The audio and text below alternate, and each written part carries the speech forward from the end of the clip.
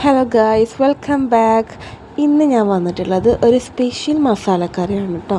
ആരും ട്രൈ ചെയ്തിട്ടുണ്ടാവില്ല. അതാണ് ഒരു സ്പെഷ്യൽ മസാലക്കറി. അപ്പോൾ നമുക്ക് പോവാം.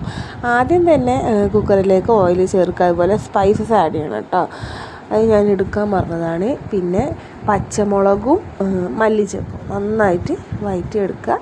ഇതിലേക്ക് ഒരു 2 വലിയ ഉള്ളി, ഒരു 1.5 തക്കാളിയും കൂടി ചേർത്തിട്ട് നന്നായിട്ട് വഴറ്റിയെടുക്കണം കേട്ടോ. പിന്നെ ഞാനിതിലേക്ക് ഉരുളൻകിഴങ്ങ് ചേർത്തിട്ടുണ്ട്. ഒരു 2 വലിയ ഉരുളൻകിഴങ്ങിനെ എടുത്തോളൂ.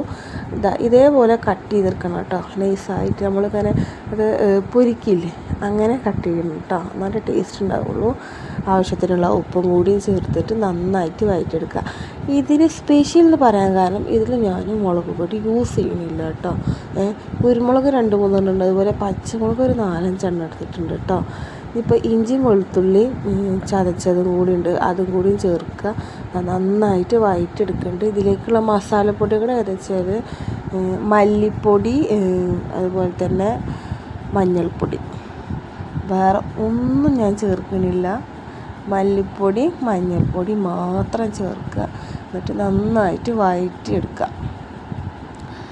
നന്നായിട്ട് വഴറ്റിയെടുക്കുന്നതിന് ശേഷം ഒരു ആവശ്യത്തിനുള്ള വെള്ളം കൂടി ചേർത്തിട്ട് കുക്കറിൽ ഒരു 2-3-4 വിസിൽ ഞാൻ അടിച്ചെടുത്തിട്ട് നന്നായിട്ട് ഇളക്കിയിട്ട് ഇതുപോലെ ഉണ്ട് കേട്ടോ കറി. സംഭവം നല്ല ടേസ്റ്റ് ഉണ്ട് കേട്ടോ. കാണാൻ ലുക്കിലേക്ക് നല്ല ടേസ്റ്റാണ്.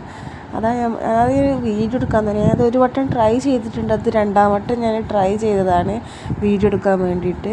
അപ്പോൾ ഇതാണ് റെസിപ്പി. ഇഷ്ടപ്പെട്ടാൽ ലൈക്ക് ചെയ്യുക.